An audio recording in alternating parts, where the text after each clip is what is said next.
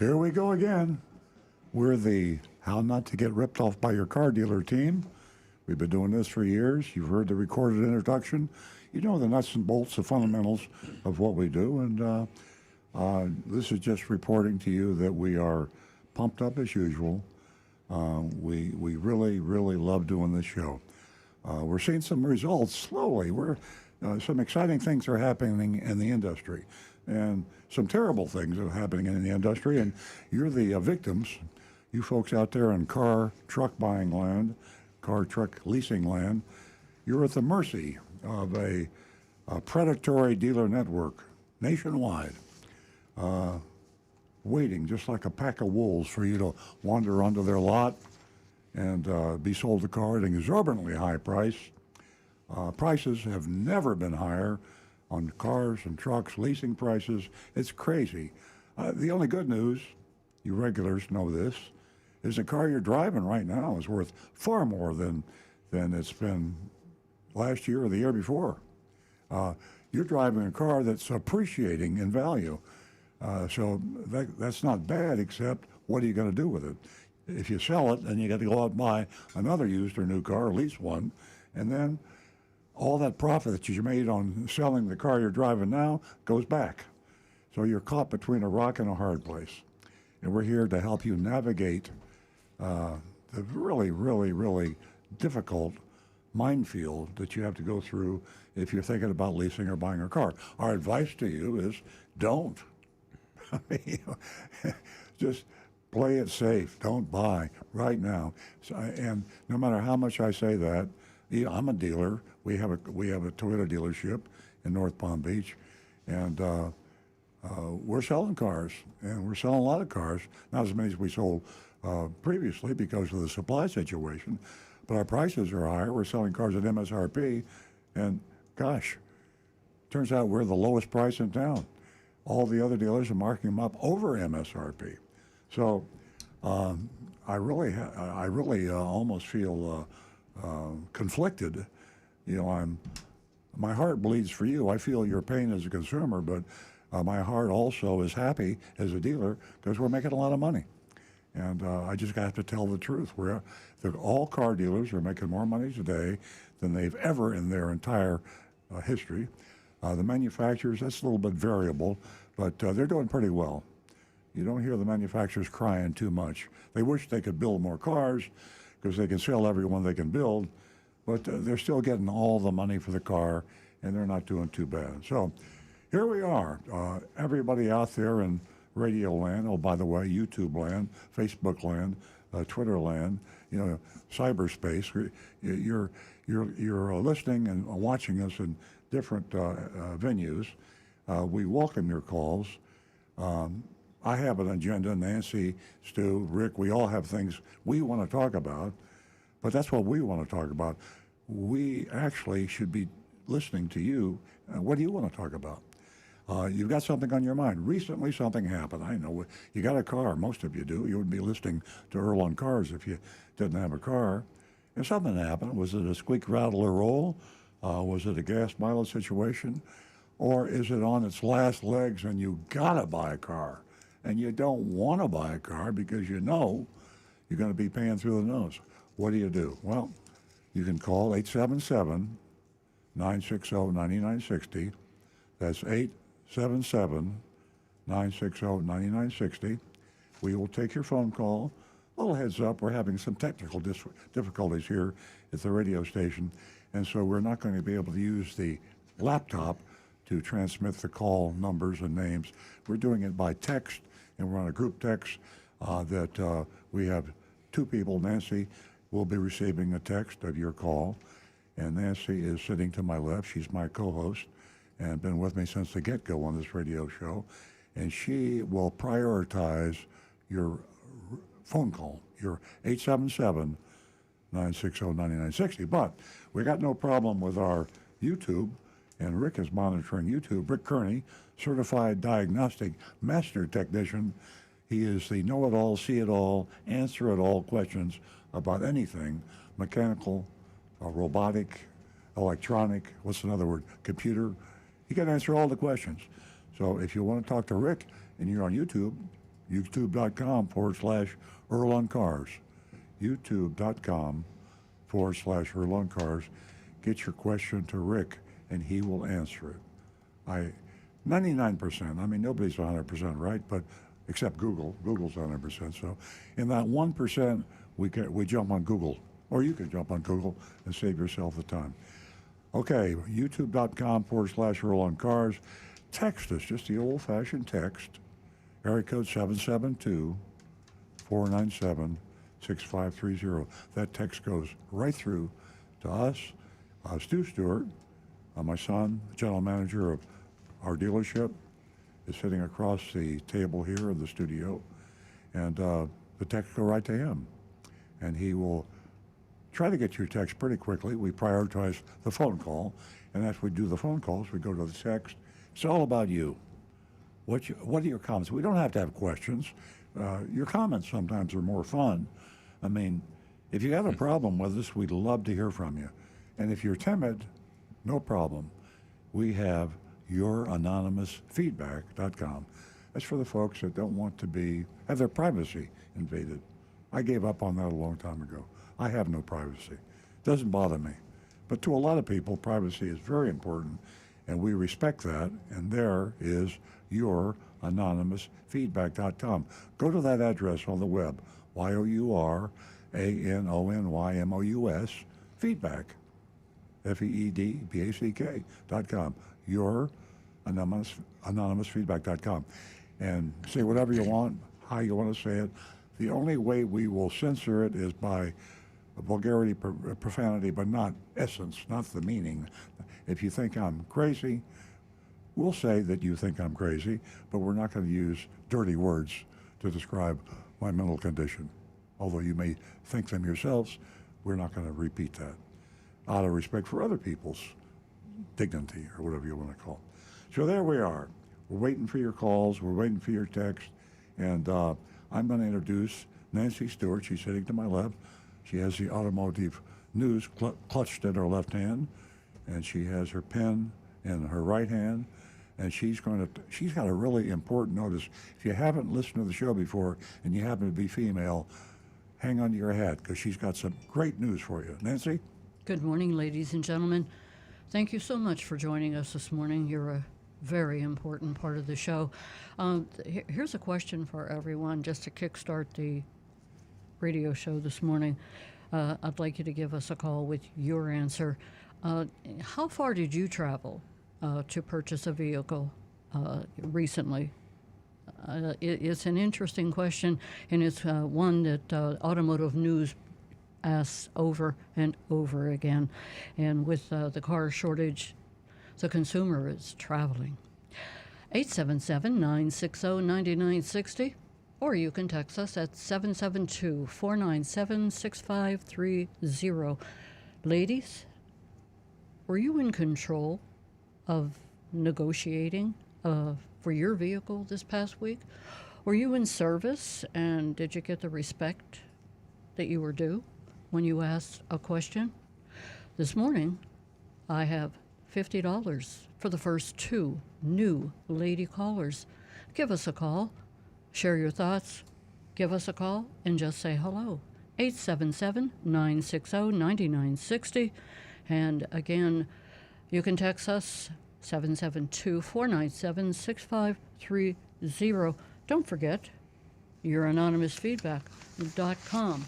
And Jonathan is here to, remind me week in and week out about podcast and the following ways that you can hook up with your iPhone and your Android smartphone.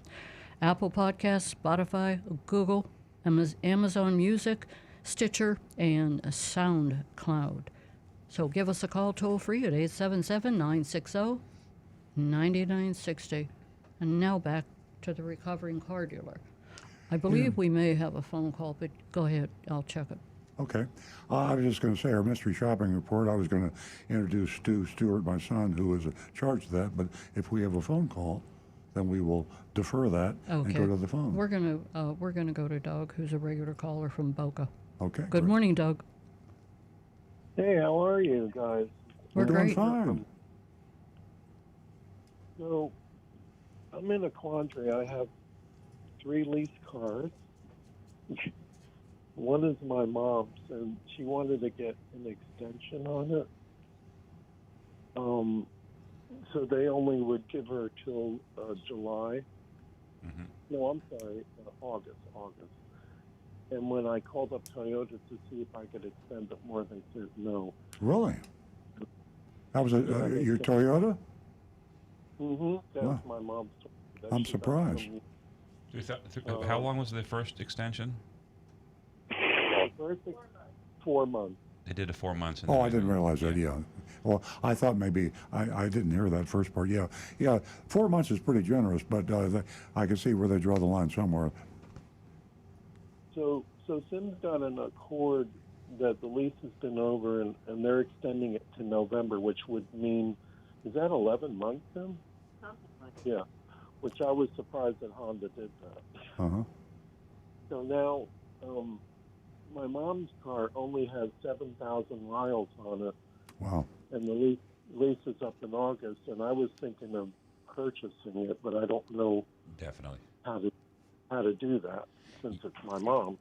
Okay. It's actually you're with Southeast Toyota Finance, so it's pretty easy. You contact them and let them know that you want to buy the vehicle. Yeah. A lot of people think that you have to go to the dealership to do it, and you can, but we don't recommend that. Or you can go directly through Southeast Toyota and you can buy it directly through them. They'll send you a bill for the sale of the car, which is your residual plus sales tax. You'll still have to handle getting the vehicle registered because right now it's registered to Southeast Toyota with you as a driver or with your mom as a driver. Uh, But or you can go through a dealership if you're local. You are local. We don't charge anything yeah. to purchase your own lease. So if you wanted to have a little convenience, you could do it through us, and she'd buy it for whatever was on the contract and just sales tax. I think it's 15, which I thought was really a good deal. It's incredible. Yeah. Yeah, Doug, you can't afford not to exercise your purchase option on a lease. If you don't ever want to let that car go back to the leasing company or to the dealer or anybody else. That's like a gold mine. You've got accrued there thousands of dollars in profit. Even if you just flip the car, you could turn around and sell it tomorrow and make several $1,000s. Yep. So there's a whole lot of interest now in all the lessees. Matter of fact, Stu and I were talking the other day about the fact that with our used car shortage, is a lot of that is everybody's buying their own lease. Used to be the leases came back, went on the wholesale market, and dealers could buy them. You can't buy them now because people like you are getting wise to the fact Or listening to the that show. you got a bargain. Yeah, They're yeah, listening to got a us. hell of a bargain. Okay, so in this case, you say not to buy a car, but in this case, you're saying, yeah, definitely buy it. Yeah, you Buy buy your it. own car. You buy it because you have got an option that's thousands of dollars below the market value. So if you were to take that car out and put it on a used car lot, even if you didn't retail it, you probably make $3,000 or $4,000.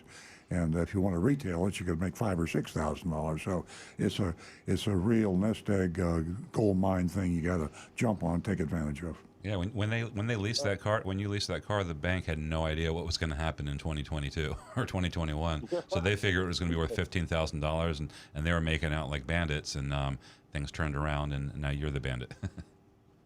Well, thank you. I appreciate one more thing. I wanted to get the new Toyota Corolla, the top of the line one. Are you going to have them in it anytime soon? No, unfortunately, just with the inventory shortage, everything is a considerable wait, and probably 4 to 6 months, maybe, or maybe even longer, even for a Corolla.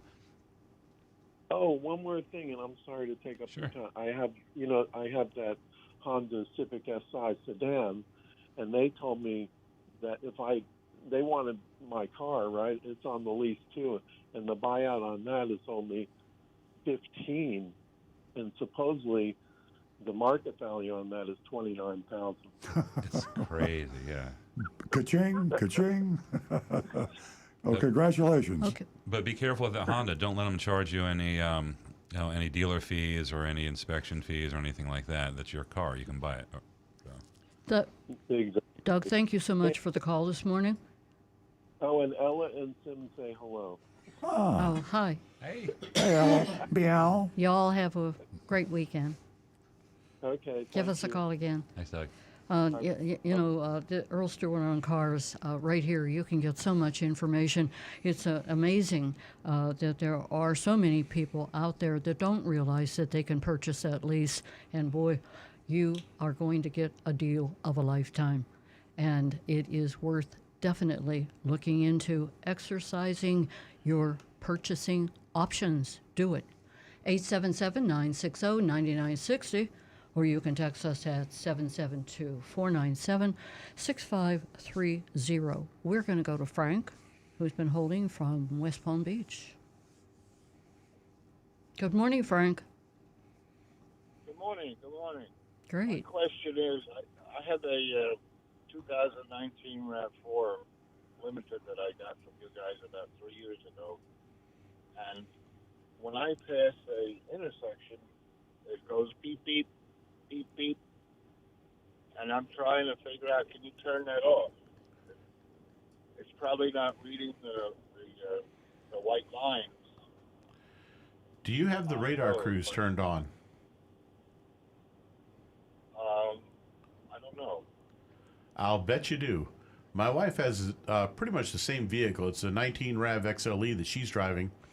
And when you have the lane detection on that detects, the white lines in the road, and you have radar cruise on, when you pass that white line, it's going to give you an indicator because the radar cruise and lane keep assist work together like that. Turn off the radar cruise and, when you're not using it, and that beeping should turn off. All right, I got to figure out where the Interesting. Learn something new every Saturday. Yeah, exactly. Thanks to Rick. Not every day. Good luck with that. It's not the lane detection. Right. No, it's the lane detection works in conjunction with the radar cruise in order to help keep you centered in the lane, especially when you're running with radar cruise on. But when the radar cruise sees that white line, the lane keep sees it, and it beeps because you're using radar cruise at the same time. It will do that beep at you.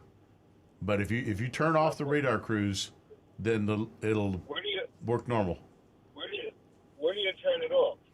On your steering wheel, just look for the button for cruise control and just touch that until it says cruise off up on your center display. Okay. All right. You just saved me $99 plus tax. Glad to do it. Thanks so much, Frank. Well, here's the story. I was there yesterday at the service, and I mentioned it to the service advisor, which I never had this fellow before, because when I booked this service call, it didn't give me a choice to pick my serviceman. So when I got there, I got a different guy. I told him the same story. He said, you can turn it off on your steering wheel. So he comes and shows me, and he pushes the lane detector. I said, no, it's not. I'm not turning that off. I'm turning off the beep beep. Then he pulled up to the car in front of us real close, and he said, look on the dashboard. Is that the beeping in here? It's the radar because I'm too close to somebody. I said, no. All right, we go in to sign the papers. He says, $99 diagnostic fee to figure this out. So maybe you ought to tell this guy what to do. Well, essentially, and you listeners, Frank's talking about our dealership. So here's one of our own service advisors who isn't trained as well on the technology of a 2019 RAV4. It's kind of embarrassing, frankly. And He should have had a technician. I mean, we shouldn't be diagnosing it in the It's, lane. I'll become a psychologist now. Nobody likes to admit they don't know the answer to something. And what people should do when they don't know the answer, they should, this particular service advisor, they call them, should have asked for a technician, like Rick Kearney. Say, I'm sorry, sir, I don't know the answer to that question, but I'm going to check with my technician on this. So instead, he said he made it a guess. He probably thought he was right, and he told the customer, Frank, who was too smart to listen to him, it's going to cost you $99 for me to tell you what I should have already known in the first place. And if it can happen at our dealership, it can happen at any dealership, and probably it is happening. So, anytime someone's going to try to charge you anything, get another opinion, especially on diagnostic fees, because that diagnostic fee would have find out that you didn't have to do anything. So we're going to charge you $99 to tell you that you don't have to do anything. The technician, when it went back in the shop, Yeah, the tech would have said, "This is all it is," and they wouldn't have charged. you hope. Well, I if was it had been gonna me, go I in- know. Well, I know you wouldn't. I'm being real here, folks. Yeah. So, Frank, thank you very much. I appreciate the call, and we all learned, including Stu and I and Nancy and Rick, a lesson, and the listeners learned a lesson, is be careful when you're talking to service advisors in car dealerships. I was going to ask the manager there. I think Matt is his name. The Mark. Service department. Mark. Mark. Yeah. Well, I was close. I had the. Yep. Hmm? Anyway, I was going to talk to him, but he had people in his office, so I went home. But I knew it wasn't right. That's okay. We're going to talk to Mark for you. Thank you so much this morning for sharing with us. We do appreciate your call. Please give us a call back again. We're a little backed up on our phone calls, so sorry to cut you short. Have a wonderful Okay, weekend. thank you. Ladies and gentlemen, give us a call toll free at 877-960-9960. Ladies, $50 for the first two new lady callers. We're going to go to Kathy. She's reporting back. She gave us a call. I'm not sure what week it was, but she's calling us from Lake Park. Good morning, Kathy. Good morning. Thanks for taking my call. You're I welcome. just thought I used to listen to Car Talk on PBR all the time when I traveled in my car around the state of Florida, and I miss being able to listen to things like this. And we are neighbors here in Lake Park. I just wanted to tell a quick story. I have an older model car, much older, and the air conditioning went out a couple weeks ago, and I was toughing it out driving around thinking, what am I going to do? Where am I going to take this thing? Because everybody's saying, oh, it's going to cost you thousands of dollars and this, that, and the other. Well, as much as we like our neighbors, I have a local family-owned repair shop that I've taken vehicles to for many, many years. And I thought, you know what? Speaking of diagnostics, I'm going to take my car in there and just see what they say, because I'm not sure I want to be purchasing something new in these economic terms and times, but I also don't want to be dying of the heat in my car. Long story short, it was a relay. It cost me not $200, but certainly not $2,000. And I just wanted to give a shout out to all of you people who take care of us girls and guys, our family, our kids, our grandkids. And that's my good story of a good neighbor, local businessman who had me in air conditioning yesterday and actually earlier this week, traveling to Tampa and back with air conditioning. Yay! Thanks for taking such good care of us, everybody out there. Hey, stay cool. Kathy, thanks so much for this call. Great call. Thank you, We Kathy. really appreciate you, and everyone out there appreciates your call, and the ladies love your call. And it's hot out there. Yeah, for sure. Extremely. And that Tampa ride, boy, when you got there, I bet you could really appreciate the AC. Kathy, stay in Right. touch with us. We love hearing from you. Will do for certain. Thanks so very much. Have a great day, everybody. Happy Father's Day. Oh, Thank you. Bye-bye. Thank you. Bye. We're going to go to Howard. Howard's been holding, and he calls us from Jupiter. Good morning, Howard. Good morning, and happy Father's Day to all the fathers listening. My question is about a friend of mine who was living in Delray. He's a snowbird. He left his car for 2 years in Delray. Came back, and he needed a gas line, which they put in. And he started driving the car. This is a 2010 Malibu. and the car was shaking all over and vibrating, and he brought it to an alignment place. I told him that's the wrong place to bring it to, but they couldn't do anything because they couldn't loosen anything to get to the correct alignment. So we left it there, and now he's considering it taking it to another place. And before you take it someplace, I think you should junk the car, because I think a car sitting 2 years, a Yeah. 2010 Malibu, should be junked. I don't think you should do anything about it. But my question is, he was able to drive the car below 40 miles an hour and was shaking and everything.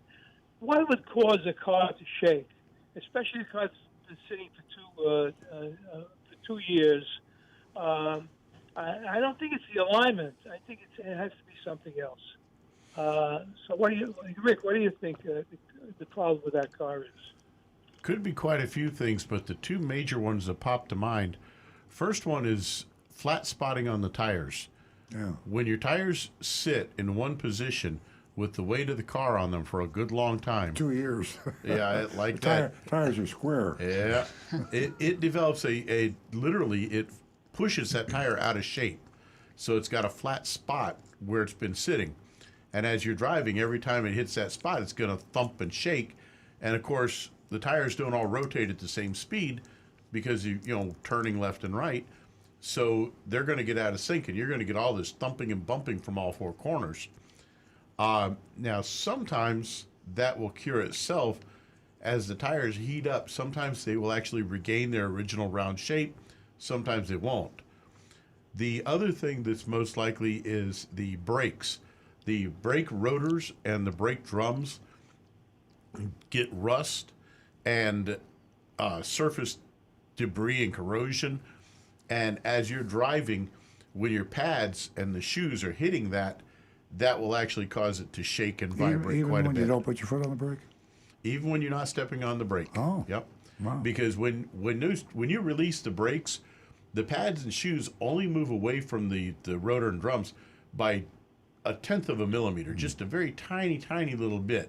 That way, when you step on the brakes, you only have to step a little bit, and you've got full brakes. So they're really close, and when things are out of shape, it's going to bounce and shake that car around quite a bit. Okay, so two things you're saying are tires and brakes cause that problem. And First things I'd look at. And the biggest advice is don't leave your car for 2 years without driving it. We worry about leaving the car for 6 months. This is a new record, 2 years. I'm amazing the car runs. It's just so many things in South Florida that can happen to a car sitting there for 2 years. Yeah, and my car sat in the garage for 2 weeks. I came home, my car was dead. So, just a heads up. Next question for Rick. If you're going to leave, for example, I'm a snowbird, but I'm starting to spend more time in Florida. Instead of 6 months, I'm spending like 8-10 months going up to New York for 2 months. Now, but that 2 months, should I unhook the battery, put it on a trickle charge, and would that be sufficient to bring the car back to normal? Yeah, for 2 months you'd be okay. A trickle charger, and I wouldn't worry about putting, no matter what anyone says, no chemical additives. Don't do any sort of like fuel stabilizers, not for 2 months. Again, when you get back, take the car for a drive as soon as possible to help smooth out the tires, because in 2 months they're going to start to develop a little bit of flat spot, and just basically get it some exercise. There's a lot of controversy about the idea of whether you should leave it with a full tank or an almost empty tank. Modern cars, anything built in the last 5 years, I wouldn't even consider that a worry. I wouldn't even consider that. Just a trickle charger on the battery to help keep the computer's memories alive. And then when you get here, just take it for a nice, easy drive and kind of give it time to wake everything back up and smooth it out. You gave me another idea. I can actually jack up the tires. Front, I have enough jacks to do that. Would that help the tires if I jack the front and the rear tires? I was thinking the same thing, Howard. What do you think? That would definitely help prevent any flat spots. Yeah. Yeah. But I wouldn't use just jacks. I'd put it up on safety stands, so that you don't have a chance of it getting falling over literally. I never thought of that. Safety stands. Check up the front and higher than the safety stands, then let it check down and let it rest on the safety stands. Where do you buy these safety stands? Any auto parts store. Okay. Don't hurt yourself, Howard. Excuse me. Okay. You can also get them on Amazon or pretty much anywhere. No, when I was in the Army, I was in the motor pool. So I worked on Jeeps, so I know how to jack the car up and take the battery out, and, all things like that. And by the way, you're the only person that knows what fording a car is. I asked about 10 people, knowledgeable people, do you know you could ford a car? And they said to me, you got to be crazy. How can you ford a car? And Rick, you're the only one knows about fording a car. Is that when you take it out of the river and around a rapid? Absolute. Okay. No, because you used to ford the Jeeps. When the Jeeps go over water, you would make sure that it's waterproof. Right. Yeah. Howard, it's been a pleasure. You got to keep Can the we- exhaust and intake up in the air and make sure everything's as Can dry we as can be. answer any more of your questions? Yeah, one question. Where can I buy a car that goes in water? They all go in I wanna water. go in Central They call Park. them- I wanna go they in call the them lake, submarines. They're very No, expensive. they still have cars that do that. I believe, Rick. Am I correct? Amphicars. There actually was a car built back in the 60s called the Amphicar that you could switch the powertrain to run propellers. The car was pretty well sealed watertight, and you could drive right into the water, switch it over to propellers, and it turned into a little boat. Yeah. And they were incredibly slow, and they leaked, and they didn't work, but they were an awesome concept. And they sank sometimes. Yeah. Yeah, listen, I kid you not. Someone did it in Central Park, and he got a ticket. For, He drove it in, drove it out. Okay, kids, we got to wrap it up. Thank you for listening, Howard. okay. Thank you for all the information and the questions. 877-960-9960, or you can text us at 772-497-6530. Don't forget, ladies, $50 for the first 2 new lady callers. Call and say hello. Call and ask us a question. I'm going to talk about Earl's latest blog, and you can pick up this beautiful written, amazing column blog, and you could go to Earl on Cars, number 1. Number 2, you can pick up the Hometown News, the Florida Weekly, but it is near and dear to our hearts, and some of the calls that came in earlier when we started the show, when you purchased your leased car,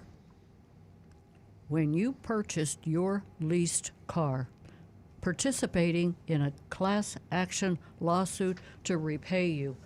This is an amazing story, and we have an amazing caller who has been in touch with us for quite some time. And he may even, did you talk to him this morning, Earl? Will he be calling? No, but I Moish? just noticed the headline. I thought the headline was, when you purchase your leased car, you paid too much money. So that's what it was supposed to be. I must have made a mistake. Oh, boy. But, and I proofread it. when you purchase your leased car, you pay too much. And this is a blog soliciting business, and I can do this. The lawyers can't do it, and I'm not even sure the plaintiffs can do it. But we have a very, very courageous, intelligent man by the name of Moshe Katzenberg. Is it Katzberg? Katzberg. Yeah, that is from the Miami area, South Florida. Hopefully he's listening, and hopefully Moshe will call the show.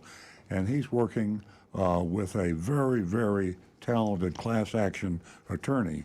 And we're trying to find out if you were a victim out there when you were trying to exercise your option to buy your lease car from the dealer. And if there was a problem, you can participate in this class action suit. We have the contact information for Moshe Katzberg, it's at hotmail.com. That's his email address. Moshe, M-O-S-H-E, Katzberg, K-A-T-Z-B-U-R-G. That's one word. That's his last name. Katzberg, K-A-T-Z-B-U-R-G, at hotmail.com. Moshe, M-O-S-H-E, K-A-T-Z-B-U-R-G, at hotmail.com. And you can also call him at area code 845-323-6143. I hate to give you all these numbers and email addresses. I know it's frustrating, but if you were victimized and you had a lease car and you heard Doug, one of the earliest calls to the show this morning, asking advice, he has 3 lease cars and he understands that he's got himself a bargain. The lease cars that are coming back off lease are thousands of dollars below the market value. And you have an option on your lease. You might not even know, or you might not have known that you had that option. If you do, and you have been to a dealer, and they charged you more than the purchase option price, then you got screwed. I mean, you were really taken advantage of. So there's a dealer in South Florida that's lining up participants for a class action suit. And let me tell you something, the leasing companies in the United States and the dealerships in the United States, a high percentage of these are guilty of charging you more than your purchase option price. That's a violation of the Consumer Leasing Act, 1976. So, again, call Moshe, M-O-S-H-E, Katzberg, at area code 845-323-6143. That's area code 845-323-6143, 323-6143. And tell him what happened. He'll pass it along to his attorney. Attorney can't solicit this directly, but he can, and he can pass it along to his attorney. And you can participate in this class action suit if you were victimized by a leasing company or a dealer because they charged you more than your purchase option price, which was a bargain. Let me tell you, Doug, the earlier caller, he had one vehicle, was it $7,000 less than the market value. So if a dealer overcharged you, he was taking away that profit that you have in your purchase option agreement that's guaranteed in writing. They're taking that away from you. So listen to this carefully, and if you were victimized, let us know. I think this is going to be a new trend. I mean, are you excited? Here's Attorney General for Lori. Remember that? Mm-hmm. And she's still working on that, and she claims that the dealership, Edmore's Cadillac, just didn't cooperate with her and more or less shrugged her off. And she has complained. She, took advantage of all of the avenues that she could possibly take, and she called us, and we talked, and we've talked several times. So at any rate, she paid too much, and it's right. I just pulled it up in front of the camera, Jonathan, if you want to put that up there. And it's just an exciting time. Yeah, here's number 2. She should call Moshe Katzberg at 845-323-6143. Moshe Katzberg, M-O-S-H-E, Katzberg, K-A-T-Z-B-U-R-G, at hotmail.com, or area code 845-323-6143. Find out if she can participate in that class action suit against all the dealers and leasing companies all over the United States that are victimizing leasing customers. Yeah, absolutely. And she went down to Delray to Edmore's Cadillac, and Lori's up in Hope Sound. So at any rate, her phone number is 772-485-2776. So all of you out there that want to talk with the same conversation and what's going on. This isn't unusual. There's a lot of stuff going on that's not talked about. And form yourself like a cult. And, well, as I say, a coup d'etat uprising.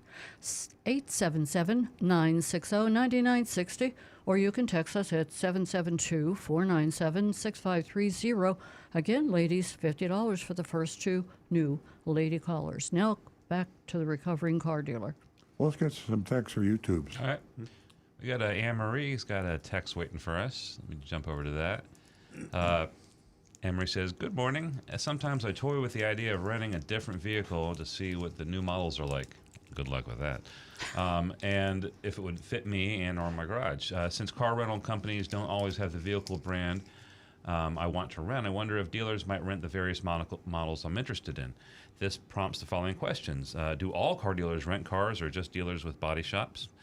Do car dealers have most makes and models to rent or only a few? Number 3, how much does it cost to rent a vehicle from your dealership? And number 4, considering that vehicles have been in short supply, do you even have enough rental vehicles to cover customers with cars in the shop and those who are curious about driving something different? Thank you." Well, I can jump on some if you want to. No, I was just going to say that there is a website out there, a source, might even be an app. And we talked about it. I can't remember whether it was on the radio show. If you Google it, Anne-Marie, you're extremely good on computers and smartphones. If you Google it, there is a source that does exactly what you're talking about. And shame on me for not writing it down, or I probably Google it. did. I can't find it. I'll Google something. Yeah, there is a source. But yeah, think about it right now, the car shortage. You want to drive a car. You don't want to go in and fall into the talons of the dealer and have him attack you when you're trying to look at a car. Probably doesn't even have a car that you want to buy in inventory. So all you want to do is just say, do I really want the car? There is a source. Stu's looking for it now. Well, I'll add one in a second after we answer your question. Yeah. So do all dealers rent cars? No, not all dealers rent cars. Some dealers rent cars. Some have really good rental departments. Some have Very few rent cars, yeah. Number 2, do car dealers have most makes and models to rent? Well, speaking of the dealers that do have rental departments, no, they don't have all makes and models. They have the ones that are probably going to best serve the rental needs and also their used cars, because after they're done being rental cars, they try and sell them as used cars. Now, it's the cost to rent a vehicle from our dealership. That it depends on the model. Like a van is like $120 a day, and the cars are down closer to like 50 or 60. But we have everything online with the prices listed, so you can go there if you want to see that. Concerning the vehicles in short supply, do you have enough? No, we don't. It's really tight. We're currently meeting the needs of our service department and also just to regular customers.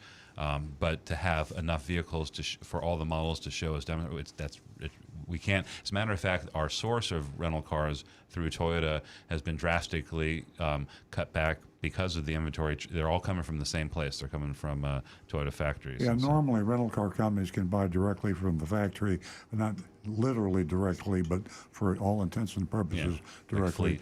Like And they buy at a special price.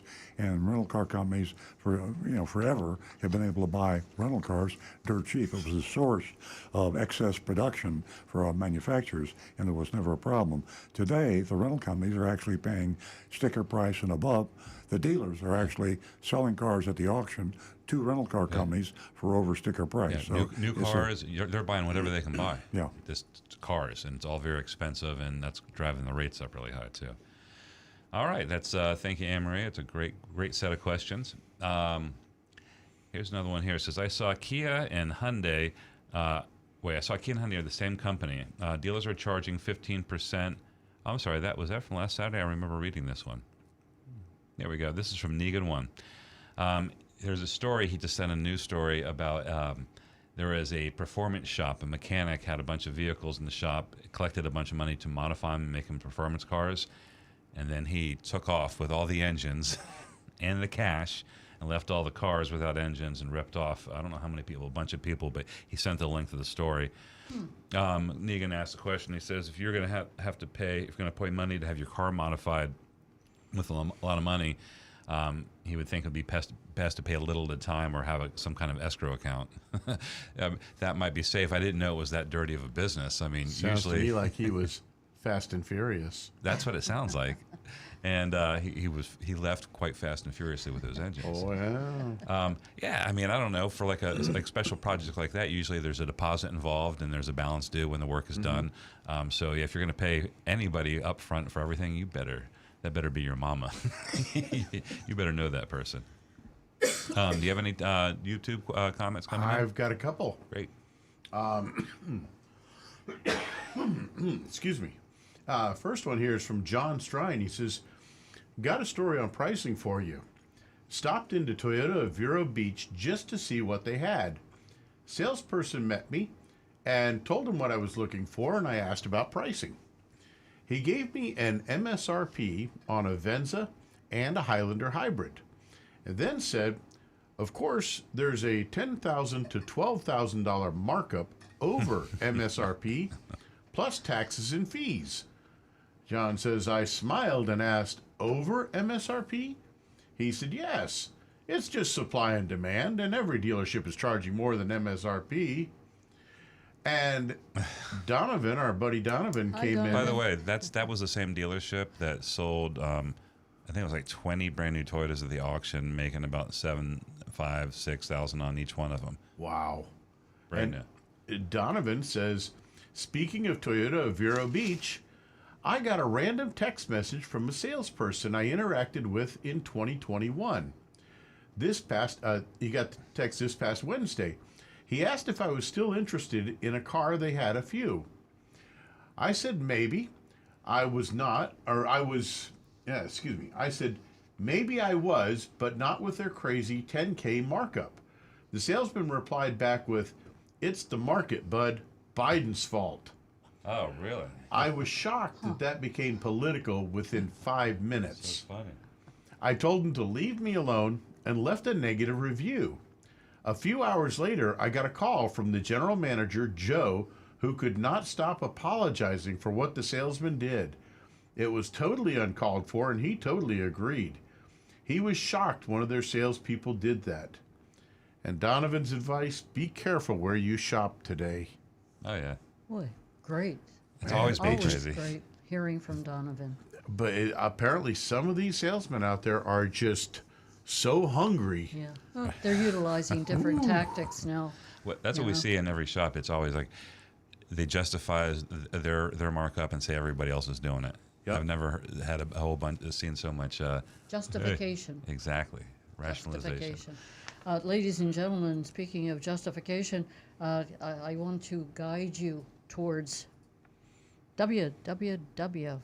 Florida Law Protecting Car Buyers. Go there. It will definitely help you with the car dealers that are breaking the law. Now back to Stu. Yep. I'm jumping over to the anonymous feedback. We haven't really hyped that today, but we have our anonymous feedback line. You go to youranonymousfeedback.com. We can't tell where it came from or who you are. It's encrypted. At least they tell it is. We trust it. I haven't been able to find any anonymous texters. I haven't really tried, but the first one says, I just watched your mystery shop of Roundtree Moore Ford of Lake City. This is just another case of dealer greed. When there's pushback from the customer, the dealer blinks. There will be a day of reckoning when greedy stealerships, I love that term, stealerships, will regret hosing their customers. Yeah, smart business people realize. Carl Sewell had a comment in his book that we all read a long time ago that kind of informed our, the way we think about like customer service. And he says you can shear a sheep for many years, but you can only skin them once. And what's happening now is there's a lot of dealers out there skinning people alive, and it's going to come back to burn them. So this anonymous commenter hit the nail on the head. This is for Earl. It says, hello, Earl, and thank you for being a YAA premium member. I have a question for you comparing the Highlander all-wheel drive Platinum to the comparable Hyundai Palisade calligraphy all-wheel drive. Can you give us an opinion? I saw this came in last week, so I looked into it, and I want to address it. And I'm going to get a dirty look from my father here.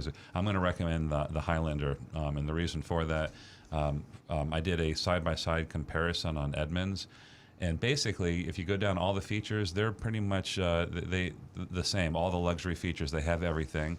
The Palisade, the Hyundai has a small advantage on interior room, but overall they're pretty much equal. They're close in starting price, but the cost to drive is significant. The depreciation in the Highlander is so much less. So it actually winds up being about $7,000 cheaper to drive over 5 years. And then I jumped over to Consumer Reports for you, and I saw that both the 2022 Highlander Platinum and the Hyundai Palisade are both recommended by Consumer Reports. but the Highlander edges out by 1 point. They got a score of 88 versus the Palisade 87. So all things being equal, unless you're a bigger person, you might be more comfortable if you're really tall in the Hyundai. So Yeah, I think, I don't think you need to go out there and buy the car the Consumer Report says is the best. You can get the second best or the third best. The one thing I think you should adhere to, don't buy a car the Consumer Report says you shouldn't buy. I mean, Yeah. listen, today most of the cars are really good. I mean, most of the new cars out there in the late model use are really, really good cars. But Consumer Reports has a really valuable list, and these are cars that are just terrible. They have a high cost of maintenance and repair. They break down all the time. They have a terrible resale value. They're not safe. I mean, Right. it's only about 10%, but those are called red flags. yeah. So look at the 10%. Only it's not going to cost you a whole lot of aggravation not to have to buy one car out of 10. Right. But don't buy that terrible car. Just check Consumer Reports for the worst cars. Right. Red is bad. Yeah, that is. If there's red, bad. Yeah. Okay. This is probably for Rick. Definitely for Rick. Rick, any idea what might cause the tire pressure light to stay on, even though the tires are all good? I double checked all four, and they each have the same pressure. First thing, the question is, depending on the car, have you checked the spare? Some cars have a full-size spare with a sensor in them. A lot of pickups had that, although now they've gone away from it. They try to save money, so they've gone back to not having a sensor in the spare. And the other thing is, when you first start the car up, if your tire light blinks for about 30 or 40 seconds, then it's a very good possibility that one of the sensors has failed. Maybe the battery has died, or the sensor has broken, or has basically just given up the ghost. Yeah. Well, let's just hope that he skipped the spare. And Great that's actually a information. very common thing. Well, Yeah. I mean, people. I didn't think of that for a second. He checked all four tires, but he Yep. might have a fifth tire, unless he's got a really new car. And even so, even if you check the other four, check your spare anyways. The donut, because a lot of folks, you wouldn't believe Yeah. how many times they go to try to put a tire on, and that spare is flat, and suddenly you're totally stuck. Right, then you feel really dumb. Well, especially because you happen to be crossing the state, you're in the middle of State Road 80, and there's no cell signal, and the mosquitoes are coming out. and alligators coming towards you. Yeah, mosquitoes. The Detrimental to your gators don't health. bother. The gators don't scare me. It's the mosquitoes. That's true. Mosquitoes. They Okay. should. They kill more people Yeah. than any other animal on Earth. So. Okay, Absolutely. guys, I'm going to interrupt you. We're going to go back to the phones because John from Palm City is holding. Good morning, John. Good morning to everyone. I want to announce a recall. Serious. Ford announced this week NHTSA. Ford vehicles from 2013 to 2021. 2.9 vehicles involved. Various models. You have to go look and find out on a computer. Rick will probably explain maybe the reason it happens. The shift lever is in park, and automatically it drops itself into drive. Now, the good news is nobody's been killed yet, but NHTSA announced 4 injuries and 6 reports of property damage. Well, So- you know what, John, this is rhetoric. You ask yourself, here's Ford. I won't go into money and all this rant. Earl will probably throw me out of here. He's heard this over and over again from me lately. But here we have Ford, a Ford dealership. They're under investigation for selling recalled cars, trucks. I mean, what is up with that? Are they so desperate to make money that they're going to sell a recall? People's lives are in danger. That's my comment to your call. Well, I fully agree with you. Thank God so far nobody was killed. Yeah, But and I that's just the wanna Ford make Escape. people aware of it if they're driving a 2013 to 2021 to get on top of this because it's a very serious problem. And Rick Absolutely. will probably explain, they say there's some kind of defect in a bearing that makes the gear shift lever drop from park into drive. Can you exonerate on that a little bit, Rick? Most likely what's happening is it's worn to such a position that when you shift into park, it's not fully engaging into park, and that shifter can then basically fall back out of position. My first recommendation, if you have a car that even might be under this, always apply the parking brake, as well as making sure that it is firmly in park before you get out of the car. And always check your VIN number, any VIN number, all your VIN numbers on nhtsa.gov to see if your car might have an open recall on it for any safety recalls. And if you are covered under a recall, get it done as quickly as possible. Well, then it continues, as Nancy said, what's going on with Ford. Ford vehicles, the EV Mustangs, okay, the electric vehicles, the battery cable overheats and it can go on fire. That's also at high speeds it can happen.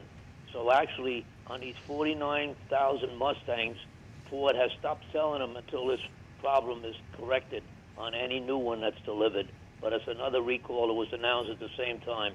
49,000 EV Mustangs, battery cable, absolutely can go on fire. Ouch. And John, I think it's Healy Brothers Ford in Beacon, New York. They're one of the culprits that have sold a recalled vehicle. Well, it's so serious, it's out of hand completely, and we've been going history of recalls. It goes way back when, and it only gets noted when NHTSA announces publicly. And these recalls that I just mentioned today are only going out after July 1st, so people just better get on top of it. And 290 million, John, you said? What's that? 290 million? No, 2.9 million. 2.9 million. Oh, yeah, 2.9 million. That means 2013 everybody. to 2021. 2.9 still. So, Earl, how many of those will eventually get fixed? 20% of those? 25%. Okay, that's better. Crazy. One fast question for Rick, if he has a minute. My friend has, the delayed wipers, windshield wipers, which came out 55 years ago. Intermittent the wipers, wiper yep. works, but the delayed part don't work. Does he have to replace the whole wiper motor? Unlikely. It might be just the switch itself, or it might be the wiper motor. That would need to be checked out. Okay. One of the greatest inventions we've ever had, though. It's so great that you can slow down the wiper. Earl and I are from the era where it was a vacuum operated, and you stepped high on the gas and your wipers got wiped out because of the vacuum. But the electric in general was a wonderful thing that they put on automobiles. I never knew that. Yep. Vacuum-powered, like pneumatic windshield wipers? Yeah, it worked Yep. off the fuel pump. Rick will explain it briefly, but thank God for the electric wipers. Yeah. Oh, GM used to have the AC controls for switching your airflow vacuum powered. Weird. Okay, then. Right. John, it's Exactly. great hearing from you. Do you have any other information to share with us or a question? Well, it's just a history of the guy. I mean, Robert Kearns invented that delayed wipers 55 years ago, and he put it on a 62 Ford Galaxy, and then he went to Ford to try to sell him the patent, and they said no. So what happened, then Ford copied it in 69.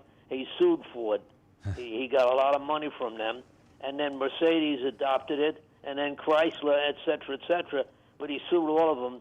But it was so hard on his marriage and his health that he actually wound up in a mental This ward. needs to be turned into a movie. Oh, that's not good. It was. It was? You're kidding me, really? John, No, this is a true story about him. But he invented that patent, and the reason he invented it, at his wedding, he popped a champagne, and the cork went in his eye, and then he had a lot of surgeries. So he just thought about this blinking therapy, and he adopted it to a patent, which he patented. And unbelievable. I gotta find this movie. Thanks for breaking it down for us, John. You're Okay. always filled with so much information. Give us a call again next week. All Happy right, guys. Father's Day, John. Thank you. Thanks, Thank you. John. That's great. 877-960-9960, or you can text us at 772-497-6530. You distracted me with your hat. I want to officially wish my husband, the recovering car dealer, a very happy Father's Day. Happy Father's Day, if Daddy. you will put your hat on, Thank you. your hat. Okay, moving right along here. Real quick. We're gonna. There is the movie, by the way, about the guy that it's called Flash of Genius. I just looked it up, starring Oh, Greg yeah? Kinnear, about the guy who invented intermittent windshield wipers. And I'm going to rent that tonight. Interesting. Continue. Please. Interesting. Okay, Earl's Vigilantes. Earl has his hat over there, and he wears it well. And I want to ask all of you to help us out. Go to Earl on Cars. Look at that. He's looking good in that hat. Jonathan didn't get a picture. Okay, we're having some fun here, but on all seriousness, Earl's Vigilantes, you can go to Earl on Cars, get all that information, and also we need volunteers for, helping some of our seniors, or maybe some that are young who can't maneuver themselves through, the internet. So give us a hand. You'd be helping us, and you'd be helping a lot of your neighbors. We've been interrupted. Okay, Stu. Yeah, I got some more anonymous feedback. This one just came in a few days ago. Are dealers stockpiling vehicles off-site to give a perception of scarcity? No. We're not. No. I haven't heard any information or seen anything They're like doing that. the opposite. They're giving an illusion of having cars in stock, and they don't. As a matter of fact, the manufacturers are doing the same thing. We're having a little disagreement with Toyota. I think they're slowly coming along, but as far as I know, all the manufacturers, when they have cars that are in the pipeline, they allow the dealers, either that or they themselves indicate on the dealer's website that the cars are in stock, and they're not. So don't worry about a dealer hiding cars. Just worry about Right. him saying he has Showing cars, you ghost because they cars. don't. Right, exactly. Fake cars. Next anonymous feedback question. If you do an inventory swap with another dealer that is charging an excessive market adjustment for the car, do they pass along that charge? Or are you compelled to pass it along to your customer? No, we do not. If they do, will you tack on an equal market adjustment fee to the car you're swapping with them? No, it's up to the individual dealer how they want to price their cars. So if one dealer wants to charge $10,000 over MSRP, and the dealer trades that car with another dealer, that dealer is not going to, well, unless it's... Dealers are very selfish at dealer trading, and even before the COVID phenomena, supply-demand situation, dealers always tried to screw other dealers. Why not? They screw the customers. They screw other dealers. When you dealer trade a car, they'll try to add junk fees to the car, Right. to the other dealer. I mean, I'll get a they little don't care who they more screw. specifically. They'll have packages. So if Yeah. you want to get let's say a Camry from another dealer, Yeah. you have to get their pinstriping and their whatever garbage they put on the car, and they'll charge $500 to that dealer. Dealers don't like to dealer trade cars. Yeah. They have to dealer trade cars. And so the only reason a dealer will trade a car with another dealer is because the other dealer has got a car that he wants. So if the other dealer's got a car this dealer wants and vice versa, then the swap happens. But it's... Yeah. Well, it's let me actually. There's a caveat to my answer. In the cases where the dealer's cost is increased by that car to get it, yeah, that gets passed along to the customer. But in most cases, it's just a couple $100. But these market adjustments, no, that's not happening there. So I'm all caught up, I believe. No, we might have. Do you remember answering a question about your engineering background last week? No. Okay. So not a car question, but just curious, with your engineering background, did you ever visit the Coral Castle? Did we talk about that? The Coral Castle, try to figure out how it was built by just one small man? No. I've never heard of the Coral Castle. I'll Google it for you. Ed Leeds. Okay. Is that in Key West area or South area? Miami. Miami, It's the guy.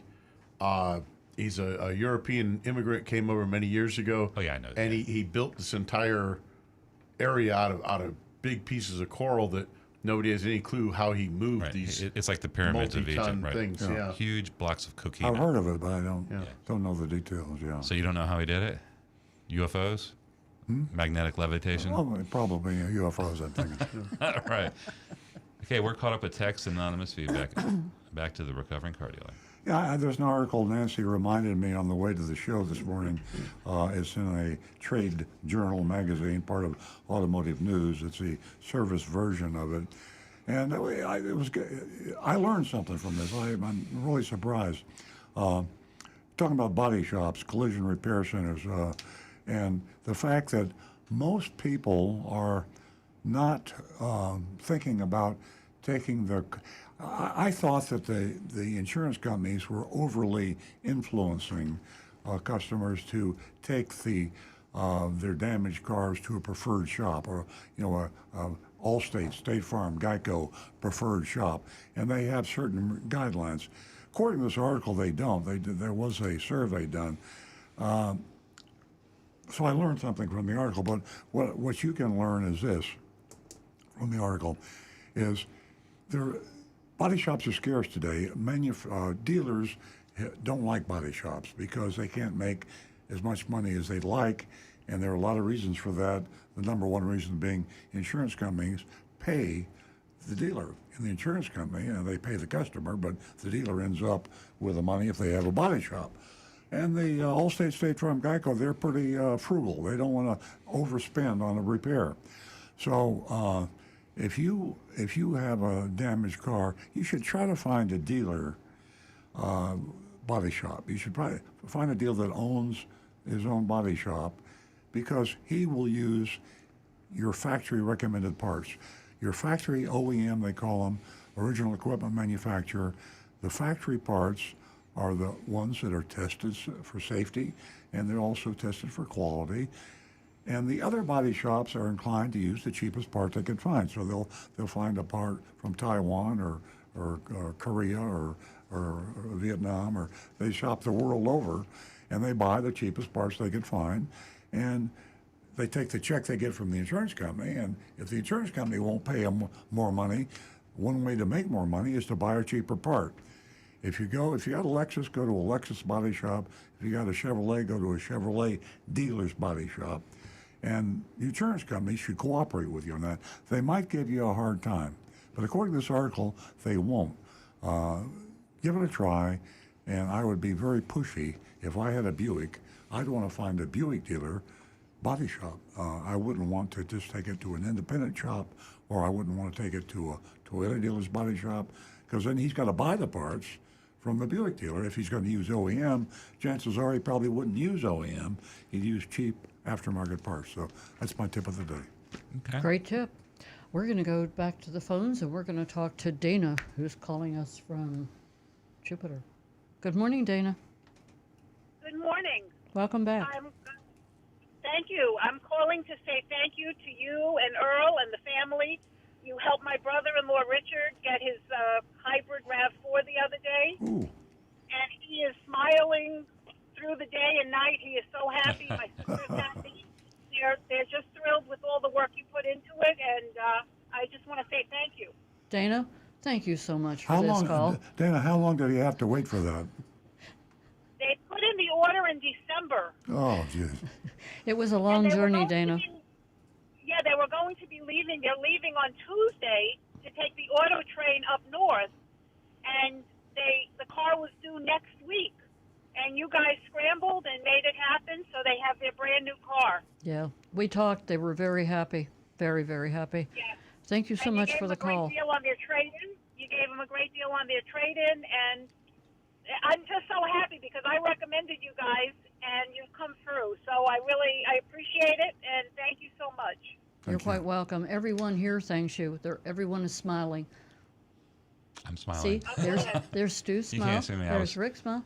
It was like a warm. Jonathan smile. It was a warm grin of gratitude. We needed a positive comment after Frank We're all slammed hugging, us for Dana. the service advisor trying to charge him a $90 diagnostic fee. So that makes us even. So thank you, Diana. Well, I'm glad that everything is done, and you have a fantastic Father's Day. Oh, thank you so much, Diana. Thank you. Thank you so much, Dana. You're very welcome. You take care. You're welcome. I have to include, too, that there are several fathers sitting around me, and I want to, wish each and every one of them a very happy Father's Day. That's Stu, Rick, and Jonathan. Thank you. Enjoy your Thank day. you. Have a ball. 877-960-9960, or you can text us at 772-497-6533.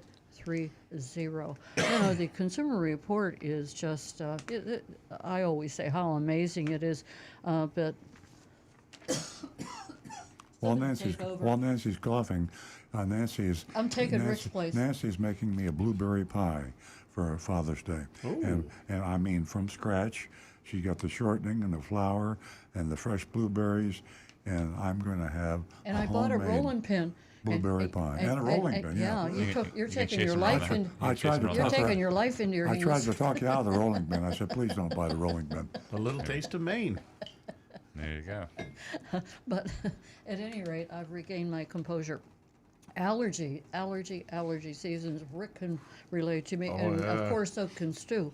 But at any rate, the Consumer Report, both of them, the June edition, if you didn't pick that one up, it's got so many used cars that are just well, they give you a list of the most reliable. So June edition is a plus, and of course July, the best cars to get on the road with, and everyone, well, I hope everyone is taking some of those summer trips. And remember, the just- worst car is more important than the best car. You just don't want to touch that with a 10-foot pole. Yeah. You Well, the that's best another show. There's only one best car, but you can buy the next one, the next one. If you take the top 5 in the Consumer Report's recommendations, you can't go wrong. Just don't take the bottom 5. Exactly. So take a look at the road report and several other topics that are in both June and July. We're going to go back to the phones, and we're going to talk to Henry, who's calling from Jupiter. Good morning. Good morning. How are you today? Good. Earl, thanks for the phone number last week for the Infinity dealer up in Stewart. Oh, glad. I'm glad that Great. did it work? Well, it ended up, just to follow up, the Infinity dealer down here, Schumacher, has made an offer to my daughter to say, tell me what you want to make it right. Oh, And she's yet to answer that question. She's trying to figure out what the damaged car would be worth as opposed to a car that's never been in an accident. I see. Well, that's fair. If as long as you get an honest determination, that should make you whole.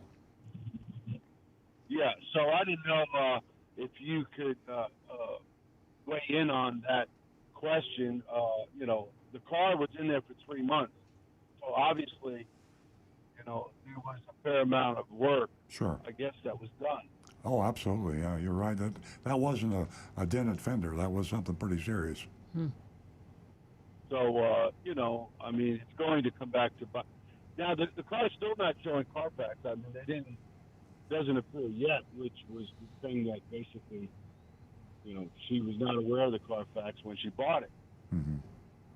So, you know, when she goes to trade it or whatever, if the Carfax appears, she's going to be having to answer to that, Exactly. and she's not aware of it. So I don't know if $1,000 is reasonable or $5,000. Well, you know, you have to kind of know the severity of the collision and repair. But Stu is better. He's more on top of appraisals than I am. But if it was a 3-month repair, if I was just going to shoot from the hip, something that took 3 months at a body shop to repair is probably going to gig that car by a good 20%. You're going to look at what. Okay, without full disclosure, if a guy's just appraising the car, metering the paint, and looking at the damage and seeing where there's areas of Bondo, yeah, I mean, a longer time in the shop implies a larger area that's worked on, so it's going to look like a lot of body work, and yeah, it could be as significant. 20%, I think, is you're being a little bit too kind in some cases. Yeah, it's serious money. It's just simple logic. You know, you've got a used car lot, 2 cars side by side. One of them has been in a major accident, the other one hasn't. Which one would you buy? And so the one that wasn't a major accident, people walk around, so you have to lower the price to retail it. So therefore, trade-in wise, a smart dealer is going to say, listen, this car was in a serious accident. Yeah. Normally, I could give you $27,000 for this, but I'm only going to give you 18. because of the fact it's been in an accident. It's been hurt, so to speak. a lot of money. Did this start with a call last week, sir? Was this because I was sick last week? Last week I needed some direction, and Earl gave me the Infinity owner's name in Stewart, who sold her the car and got it from Schumacher Okay. down south. You were here when that. And Yeah, it was it a never Mercado, was made Gus apparent Mercado. that it was damaged. Yeah. So, well, that's good. I'm glad that you're getting some resolution to this, Henry, and keep us posted if you have any more information. We'd love to hear from you. Thank you, Ben. Thank you, Henry. You're welcome. Okay, text, Yeah. YouTube. We got a text that came in here from Bob, longtime texter. He says, "Good morning. My question is, do car manufacturers charge all of their dealers the same price, excluding all promotions for volume, et cetera?" The second part of your question was very smart. So yeah, without those dealers, same car is sold to every dealer at the same price.